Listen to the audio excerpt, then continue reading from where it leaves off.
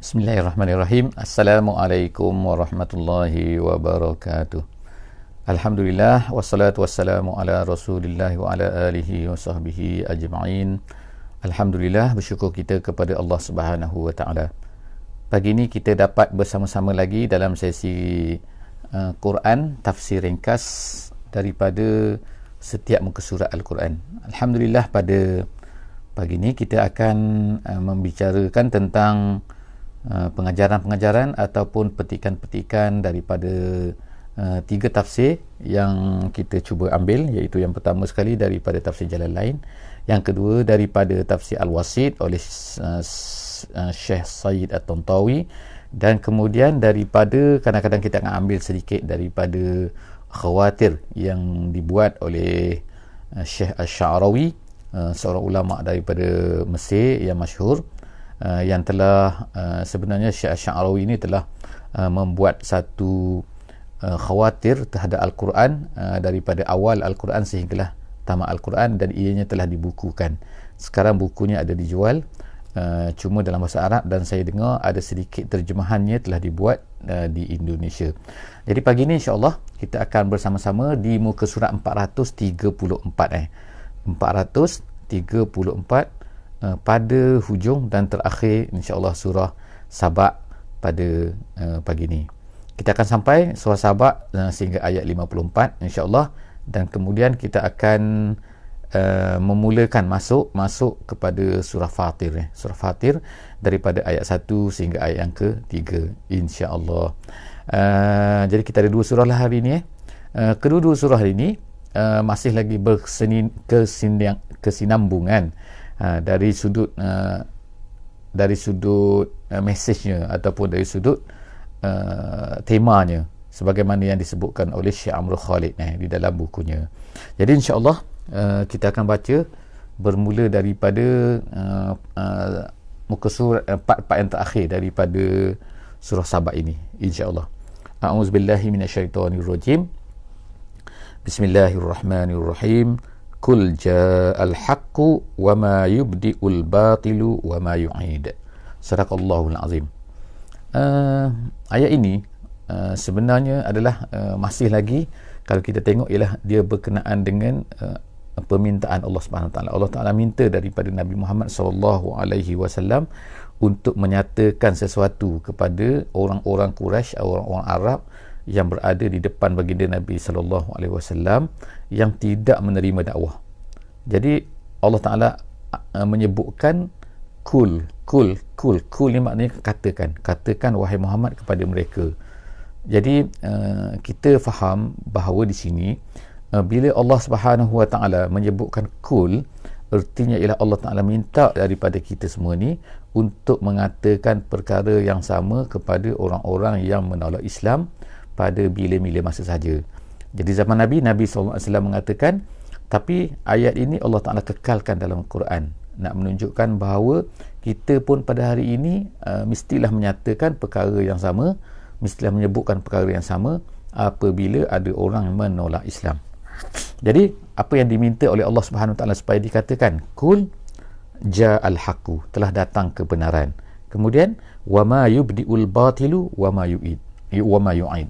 Wa ma yubtilu ni maknanya ialah, yubtilu ni dia ada banyak makna, tetapi di antara makna yang popular lah yang disebutkan oleh para ulama ialah yubtilu ni, yubdi'u ni artinya ialah dia tak bawa kebaikan, dia tak memberikan apa-apa, maknanya dia datang sia-sia saja, gitu kan. Jadi maknanya gini kan, wa ma yubdi'ul batilu wa ma yubdi'u ni dia tidak memberikan apa-apa. Batil ni tidak memberikan apa-apa, wa ma yu'id, dan dia tidak akan kembali memberikan apa-apa. Maknanya setengah ulama kata wa ma yu'id tu tidak kembali, maknanya di akhirat pun dia tak akan bawa apa-apa kepada manusia, tak bawa apa-apa kebaikan. Jadi erti kat sini ialah Allah Ta'ala nak beritahu supaya declarekan bahawa kebenaran dah datang, dan kejahatan, kebatilan, benda-benda yang tak betul tak akan dapat memberi apa-apa kebaikan kepada manusia, dan ianya tidak akan dapat kembali lagi selepas daripada ini pun untuk memberi kebaikan. Sebab ni selama-lama ialah tak akan, al-batil ni tidak akan dapat memberi kebaikan kepada manusia. Kemudian seterusnya ayat seterusnya, kul in dalaltu fa innama adillu ala nafsi wa in ihtadaitu fa bima yuhi ilayya rabbi innahu sami'un qarib. Maksud sini ialah Allah Subhanahu wa taala minta, ini kalau ikutnya dalam susunannya ialah perkara yang kelima dah. Tadi perkara yang keempat. Ini perkara yang kelima yang diminta oleh Allah Subhanahu wa taala kepada Nabi Muhammad supaya mengatakan kepada orang-orang yang menolak Islam tu. Iaitu apa yang diminta, iaitu kau kata macam ni Muhammad, kau beritahu mereka, kalau aku ni sesat, maka sesat itu, kejahatan sesat itu ataupun dosa sesat itu adalah kembali kepada aku. Tetapi kalau aku masalahnya mendapat petunjuk, maka itu semua adalah yang datang daripada Allah, wahyu yang datang daripada Allah untuk aku. Jadi kat sini nak beritahunya kan, orang Quraisy ni, orang kafir ni, orang yang menentang Islam ni, sampailah kepada hari ni kan, mereka ni yang sibuk sangat menentang Islam ni. Kita tak buat apa, kerja kita hanyalah menyampaikan Islam. Kerja diminta oleh Allah Ta'ala kepada kita, kepada Nabi SAW, menyampaikan Islam. Bukan kita paksa orang, bukan kita suruh orang, bukan kita memestikan orang mesti ikut kita. Kita nak orang dengar saja. Tetapi ini pun dihalang oleh orang kafir, ini pun dihalang oleh orang-orang yang tak suka kepada Islam. Jadi sebab itulah Allah Ta'ala minta kepada Nabi SAW supaya berkata, apa salahnya aku hanya beritahu, kalau salah jangan terima, maka dosanya akan terkena pada aku. Tapi of course lah, benda ni tak adalah kan, tak betul lah kan, tak berlaku lah kan. Sebab apa? Nabi SAW bukannya buat dosa, Nabi SAW bukannya mengarut, bukannya mengata-ngata satu benda yang Allah tak beritahu dia. Tapi dia suruh berhujah kan. Ini maknanya hujah. Kalaulah aku ni cakap benda salah, so akulah yang bertanggungjawab. Tapi kalau benda tu betul, macam mana? Jadi Nabi SAW beritahu bahawa apa yang betul itu adalah datang daripada wahyu, bukan datang daripada aku sendiri. Innahu sami'un qarib. Allah Ta'ala tu maha mendengar. Allah Ta'ala tu dekat dengan kita semua ni. Kemudian walau tara iz fazi'u fala fauta wa ukhizu min makanin qarib. Jadi kemudian tu kita tengok Allah Subhanahu wa taala menggunakan sami'un qarib. Allah Taala tu maha mendengar dan Allah itu qarib, dia tu dekat. Allah Taala gunakan perkataan qarib dan kemudian ba'id. Kita tengok ulang dia kan dalam ayat 50, 51, 52, 53 kan. Allah Taala ulang kan qarib, ba'id. Jadi nak menunjukkan perkataan-perkataan tu, tapi of course lah dia menunjukkan kepada dari segi makna dia sama, iaitu dekat jauh kan, dekat jauh, tapi sebenarnya maksud dia tu adalah berbeza lah. Jadi orang Arab yang baca ni, yang baca Quran ni kan, yang mendengar ayat Quran ni, mereka ni faham maksud dia.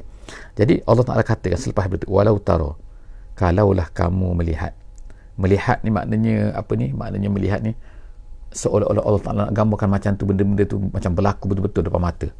Kalaulah kamu dapat melihat, makna benda ni akan berlaku. Iz fazi'u, ketika mereka tu ketakutan. Ketakutan tu apa? Maksud dia ketakutan, iaitu apabila orang-orang kafir ni melihat azab. Jadi bila mereka ni melihat azab, mereka terketar, dah takut dengan fazi'u. Fala fauta maknanya tidak ada tempat lari. Fala mahraba, sebagaimana tafsir Jalalain kata. Jadi maknanya sekarang nak lari ke mana? Mereka dah bangkit daripada kubur, kemudian nak lari ke mana? Jadi wa ukhizu min makanin qarib, dan kemudian mereka pun diambil wa ukhizu min makanin qarib. Makanin qarib kat situ ialah kubur. Gitu. Jadi itu kata Jalalain, dia kata min makanin qarib tu ialah daripada kubur. Jadi kubur tu makanin qarib. Jadi mereka faham Cuma bahasa Melayu ni susah kalau kita kata terjemah, kata min makanin qarib, daripada tempat yang dekat. Tak. Jadi maksud situ kubur. Jadi kan, ketika mereka ketakutan, tidak ada tempat lari lagi, dan mereka pun diambil, diheret daripada kubur mereka itu. Wa qalu amanna. Pada ketika itu mereka pun berkatalah. Jadi orang yang tak beriman ni, orang yang tolak Islam ni, mereka akan berkata pada masa tu bila mereka diheret, mereka diseksa, wa qalu amanna bih. Barulah mereka kata kami beriman. Pada masa tu barulah kata kami beriman. Wa anna lahumut tanawush min makanin ba'id. Jadi Allah Subhanahu Wa Taala kata kat sini kan, di mana lagi mereka ni nak ambil apa kan, nak selamat min makanin ba'id, daripada akhirat ni kan. Makanin ba'id situ ialah akhirat. Jadi ba'id akhirat, yang tadi qarib tu ialah kubur. Jadi mereka pun dibawa, diseksa, diheret ke akhirat. Jadi pada masa tu mereka kata kami beriman. Allah Ta'ala kata tak adalah, kat sini bukan nak tempat-tempat nak beriman dah, nak beriman dulu di dunia dulu, tapi bukan di sini kan. Kemudian seterusnya Allah Ta'ala kata wa qad kafaru bihi, dulu mereka kafir, sekarang nak beriman. Kemudian min qablu, min qablu maknanya sebelum daripada ni, semasa di atas dunia mereka ni kafir. Wa qad kafaru bihi min qablu. Kemudian wa yakzifuna bil ghaibi min makanin ba'id. Tengok kan perkataan ba'id lagi. Wa yakzifuna, pada masa di dunia dulu mereka ni kafir, nombor satunya mereka ni kafir. Kemudian wa yakzifuna bil ghaibi. Wa yakzifuna bil ghaibi ni sebenarnya satu kinayah. Sebagaimana dalam tafsir Wasit dia beritahu, dia ni adalah kinayah. Kinayah ni ialah bahasa Arab yang digunakan, dia bercakap macam tu tapi maksud dia ini. Jadi dalam bahasa Arab dia faham. Faham apa? Bila disebut wa yakzifuna bil ghaibi, ikut terjemahan asal, yakzifu ni campak. Campak ni dari tempat yang jauh. Dicampak dari tempat yang jauh. Tapi maksud ni ialah apabila dia digunakan oleh orang Arab untuk menyatakan apabila seseorang itu bercakap satu benda yang dia tak tahu. Maknanya dia tak tahu benda tu kan. Macam kita sekarang lah atasnya. Seorang katakan dia bukan doktor, tapi dia nak cakap pasal kedoktoran, dia nak cakap pasal medik katakan ni cerita dia tak tahu langsung lah pasal medik, pasal apa benda kan, tapi dia baca internet je kan, dia baca ini, dia dengar orang cakap je, kemudian dia cakap padahal benda tu tak betul. Jadi macam tu kita kata wa yakzifuna bil ghaibi. Apa yang berlaku di zaman Nabi Muhammad ni kan, orang-orang kafir dia tak tahu, tapi dia kata Nabi Muhammad ni gila, Muhammad ni gini, Muhammad ni gini kan, macam-macam dia kata. Itu Allah Ta'ala kata wa yakzifuna bil ghaibi. Pada di dunia dulu mereka ni kafir, dan juga mereka ini mengatakan satu benda yang mereka tak tahu. Min makanin ba'id. Min makanin ba'id pula yakzifuna bil ghaibi, min makanin ba'id maknanya dah lah benda tu tak betul, maka dia terangkum dalam tu terangkum perkataan yakzifuna bil ghaibi min makanin ba'id, itu maksudnya ialah satu benda yang mereka jauh sangat daripada benda yang betul. Mengatakan satu benda yang mereka tak tahu, yang jauh daripada hakikatnya. Gitu yang min makanin ba'id, daripada bukan tempat jauh, tapi maksudnya ialah jauh daripada benda yang betul. Wahila bainahum wa baina ma yashtahun. Jadi pada masa itulah maka Allah Ta'ala kata wahina bainahum. Wahila maksudnya dihalang. Dihalanglah mereka itu daripada apa yang mereka nak. Apa yang mereka nak? Kalau boleh mereka nak masuk syurga pada masa itu. Tapi Allah Ta'ala kata tak adalah. No, sorry.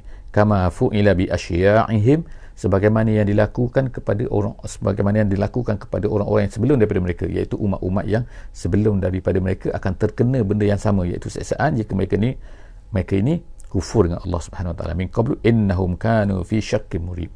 Dan sebenarnya orang-orang yang menentang Islam ni, menentang dakwah ni, sebenarnya mereka ni bukanlah yakin sangat dengan apa yang mereka kata tu. Fi syakkin murib. Cuma mereka ni menentang.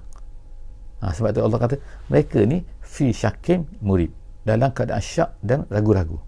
Murid ni betul ke tak betul sebenarnya, mereka sendiri pun tak yakin dengan apa yang mereka katakan. Jadi cuma mereka ni nak menentang Islam. Jadi alhamdulillah kita habis pada muka surah Sabah pada pagi ni. Alhamdulillah kita akan masuk pula kepada dalam muka surah 434 ni kepada surah baru, iaitu surah Fatir. Dan kita akan baca surah Fatir ni sehingga ayat yang ketiga, daripada ayat 1 sampai ayat yang ketiga, insya-Allah. Jadi sebagaimana yang telah kita maklum kita jelaskan sebelum daripada ni bahawa surah Fatir ni adalah salah satu daripada surah-surah yang termasuk dalam rangkaian yang kita kata 6 sebelum daripada ni, iaitu yang pertama ialah surah Ahzab, kemudian seterusnya adalah surah Sabah, kemudian sekarang kita masuk kepada surah Fatir. Ke-6 surah dan selepasnya Yasin dan sebagainya, seterusnya Sad. Kemudian apakah yang ditema kepada keseluruhannya? Temanya adalah al-istislam, iaitu penyerahan diri kepada Allah Subhanahu Wa Taala. Apa dalam Ahzab, iaitu dalam suasana kritikal. Yang kedua Sabah, iaitu perlunya kita ni tunduk kepada Allah Subhanahu Wa Taala, menyerahkan diri kepada Allah Subhanahu Wa Taala demi untuk mengekalkan mana-mana hadarah ataupun tamadun ataupun kecemerlangan. Maknanya kalau kita tidak tunduk kepada Allah, tak menyerah diri kepada Allah, Allah Ta'ala tak kekalkan, sebagaimana yang berlaku kepada kisah Sabah. Kemudian yang ketiga, surah Fatir ini, apa tema dia? Dikatakan oleh ulama tafsir, dia kata tema kepada surah Fatir ni ialah pentingnya kita ni mengambil izzah, daripada Allah Subhanahu Wa Taala saja. Dan izzah ini hanya kita akan dapat capai apabila kita ni istislam lillahi ta'ala. Kenapa? Kerana kita ni adalah lemah, kita ni fuqara, kita ni adalah fakir kepada Allah Subhanahu. Kita ni sangat berhajat, kita ni tak boleh duduk sendiri. Jadi untuk dapatkan kecemerlangan, untuk dapatkan al-izzah, tak dapat tidak, kita mesti tunduk kepada Allah. Bila kita tunduk kepada Allah, Allah Ta'ala akan berikan izzah kepada kita. Jadi itu adalah tema secara umumnya surah Fatir ini. Dan surah Fatir ini akan dimulai oleh Allah Subhanahu Wa Taala sebagaimana yang akan kita baca sebentar lagi, ialah tentang Allah Ta'ala nak tunjukkan kekuasaan-kekuasaannya. Makna Allah Ta'ala ni banyak, Allah Ta'ala ni hebat, Allah Ta'ala ni boleh buat macam ni, buat macam ni, buat macam ni dan sebagainya. Jadi kita baca insya-Allah. A'udzubillahi minasyaitonirrajim. Bismillahirrahmanirrahim. Alhamdulillahi fatiris samawati wal ardi ja'ilil malaikati rusulan uli ajnihatin mathna wa thulatha wa ruba'. Yazidu fil khalqi ma yasha' innallaha ala kulli syai'in qadir. Sadaqallahul azim. Ayat ini dimulai dengan alhamdu. Sama dengan alhamdulillah yang kita baca Fatihah. Jadi alhamdu sini ada alif lam. Alif lam ini dalam tafsir dia kata alif lam ini adalah lil istighraq, bukannya bukan makna tapi makna sekini lah semua alhamdu, semua pujian semua pujian adalah lillahi, alhamdu lillahi, hanya untuk Allah. Allah ni bersifat apa? Ni sifat Allah diteruskan selepas benda, iaitu fatir. Apa makna fatir? Fatir ni adalah apabila makna umumnya adalah menciptakan, khaliq, iaitu menciptakan sesuatu benda daripada tak ada kepada ada. Tetapi dengan lebih detail lagi, iaitu apabila kita membelah satu benda, benda itu tidak terbelah, benda itu tak terkeluar kan, tiba-tiba kita belah itu dia keluar pecah dua, kemudian terkeluar, itu nama dia fatir. Itu asal dalam bahasa Arab. Ada satu cerita, iaitu Ibnu Abbas radhiyallahu anhu dia berkata, dia kata tak faham makna fatir ni pada permulaan dulu. Dia kata, nampak kan Ibnu Abbas orang yang hebat kan, maknanya sepupu Nabi. Dia pun dia kata aku tak tahu makna fatir, sehinggalah dia kata ada dua orang Arab bergaduh di depan aku. Jadi dua orang Arab tu dia bergaduh, seorang tu dia berkata kepada seorang lagi, akulah yang fatirkan telaga ni. Dia bergaduh pasal telaga ni siapa punya.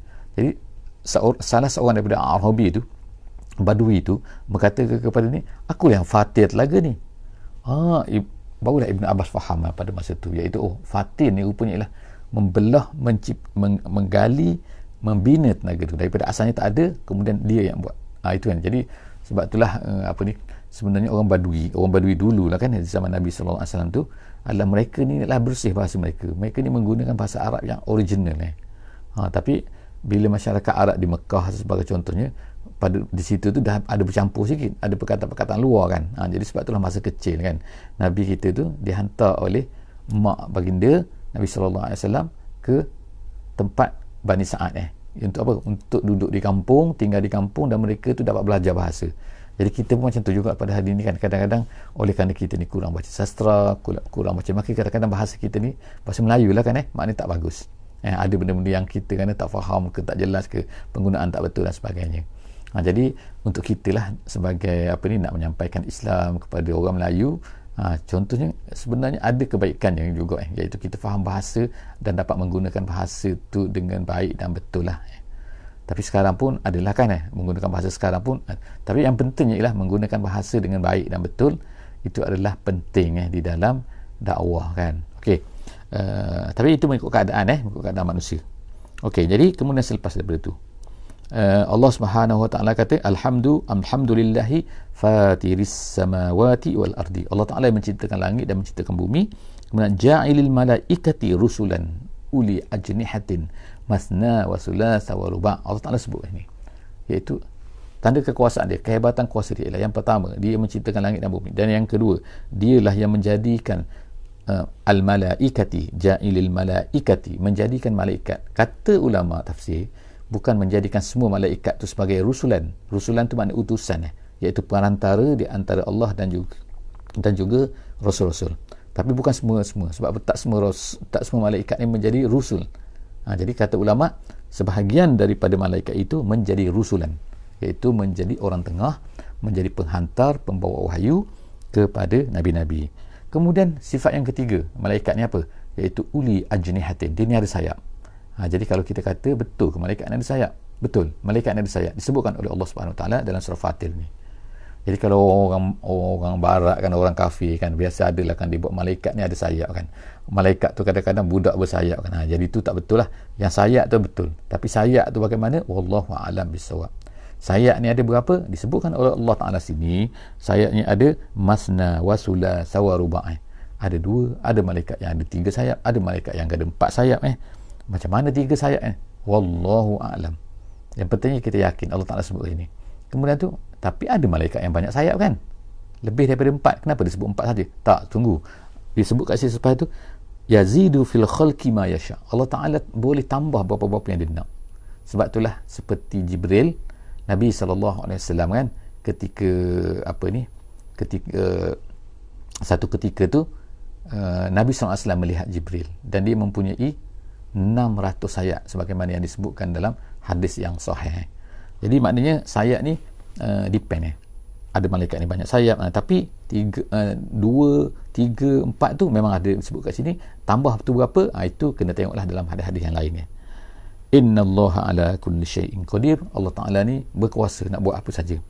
Kemudian ma yaftahillahu linnas min rahmatin fala mumsika laha.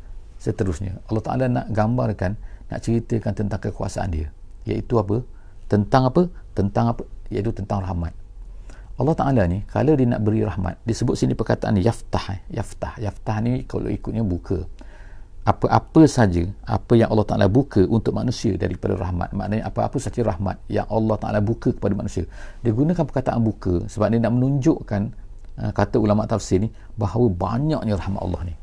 Apa yang diberikan kepada kita ialah sebahagian saja. Jadi maknanya dia buka rahmat tu, jadi ada rahmat yang kita dapat, ada rahmat orang lain dapat, ada rahmat gitu kan. Maknanya rahmat Allah Ta'ala ni sangat banyak rahmat dia. Jadi yaftah, dibuka diberikan kepada manusia. Jadi apa-apa yang diberikan kepada manusia, rahmat yang diberikan kepada manusia, fala mumsikalaha, tak ada orang yang boleh, fala mumsikalaha, maka tidak ada yang boleh menahannya. Mumsik tu makna laha. Begitu sebaliknya, wa ma yumsik fala mursilalahu, apa-apa saja dia tak nak bagi, maka tak akan ada jalan orang akan dapat benda tu. Jadi kesimpulan kat sini kan, apa yang Allah Ta'ala tetapkan kepada kita, mesti kita dapat. Walaupun orang cuba halang macam mana pun, orang nak bunuh kita, kalau Allah tak nak beri rezeki pada kita, tak nak matikan lagi kita, kita tak akan mati. Begitulah sebaliknya, kalau Allah Ta'ala nak matikan kita, doktor macam mana pun cuba usaha nak CPR ke apa, semua tak boleh, memang akan mati. Sebab apa? Jadi keyakinan tu kuat kan, dari segi umur, dari segi nyawa, dari segi harta, dari segi nafas, dari segi apa saja yang Allah Ta'ala nak beri, memang akan jadi, tak ada orang boleh tahan. Kemudian min ba'di wa huwal azizul hakim. Allah Ta'ala tu aziz dan juga maha hakim, dia maha perkasa dan juga maha bijaksana, kenapa diberi, kenapa dia tak beri. Kemudian ayat yang ketiga, ya ayyuhan nas uzkuru ni'matullahi alaikum, wahai manusia. Jadi sekarang ni kita ni kan, ingatlah nikmat yang Allah Ta'ala beri pada kita. Uzkuru, wahai manusia, ingatlah. Jadi kalau dalam ulum Quran ada disebutkan kan, kalau sebut ya ayyuhan nas tu artinya ialah ayat ni ayat makki. Jadi ayat surah ni, surah Fatir ni makna makki lah kan. Sebab apa? Lupa kita nak sebut tadi kan, insya-Allah kita akan sambung esok. Tapi Allah Ta'ala sebut ni ya ayyuhan nas, maknanya itu adalah ayat makkiyah. Ayat tu di Mekah. Hal min khaliqin ghairillah yarzuqukum minas sama'i wal ardi. Allah Ta'ala tanya kan, adakah selain daripada Allah ni yang beri kepada manusia ni, kepada kamu, daripada langit dan daripada bumi rezeki? Adakah? Macam adakah? Jadi ada orang bagi salam, saya jawab waalaikumsalam. Okey, waalaikumsalam warahmatullahi wabarakatuh. Okey, jadi disebutkan kat sini ada tak? Jadi ayat ini kita katakan ayat yang menanamkan akidah untuk kita kan. Menanamkan akidah, iaitu apa? Siapa? Allah Ta'ala tanya, ada yang beri rezeki? Tak ada jawapan dia tak ada. La fa'anna tu'fakun, tapi kenapa kamu berpaling? Jadi kesimpulan kan, kita tengok kan, bahawa banyaklah ayat cerita kan dalam Quran ni kan, tentang apa kan, tentang orang kafir, tentang perdebatan, tentang Allah Ta'ala beritahu kepada kita ni supaya kita ni beritahu kepada manusia banyak tentang apa? Tentang dakwah, tentang hakikat iman, tentang akidah, tentang Allah macam ni Allah. Sejak kita baca lah kan muka surat Quran ni kan, daripada awal-awal surah mana, daripada Nur dulu sampailah kepada sekarang ni yang kita baca pada setiap hari ni, setiap pagi insya-Allah kan, kecuali hari Ahad lah sekarang ni, kita akan dapat tengok banyak sangat kan Allah cerita pasal akhirat, pasal syurga, pasal neraka, orang yang tolak Islam begini, orang yang tak beriman macam ni kan. Nabi, kau ceritalah macam ni kepada mereka, kau jawablah pada mereka macam. Jadi kita akan dapat tengokkan bahawa Quran ini dipenuhi dengan apa ni, ayat-ayat yang mengajar kita supaya kita ni berdakwah menyampaikan Islam ni kepada manusia. Jadi kalau kita tengok orang Islam lah pada hari ini kan, ramai di antara mereka tidak lagi, bukan sahaja tidak menyampaikan apa kandungan ni kan, bahkan kadang-kadang tak faham pun apa yang ada di dalam Quran. Itu satu benda yang menyedihkan lah. Jadi insya-Allah dengan usaha kita yang sedikit ni pada setiap pagi ni pukul 6.05 insya-Allah kita dapatlah sedikit sebanyak kan apa yang ada pada setiap muka surat daripada Al-Quran ni, dan moga-moga dapat bersama-sama lagi terus insya-Allah bersama dengan kita pada setiap pagi insya-Allah kan. Kalau tak sempat setiap pagi pun insya-Allah boleh tengok dalam Facebook, kita boleh rewind balik, kita boleh tengok balik kan, dan juga insya-Allah dalam YouTube pun kita akan masukkan insya-Allah. Wallahu a'lam bishawab. Setakat itu saja untuk pagi ni. Aku qauli hadza wa astaghfirullahal azim li wa lakum. Wassalamu alaikum warahmatullahi wabarakatuh. Subhanakallahumma wa bihamdik nashhadu an la ilaha illa anta nastaghfiruka wa natubu ilaik. Bismillahirrahmanirrahim. Wal 'asri innal insana lafi khusr illa allazina amanu wa 'amilus solihat wa tawasaw bil haqqi wa tawasaw bis sabr.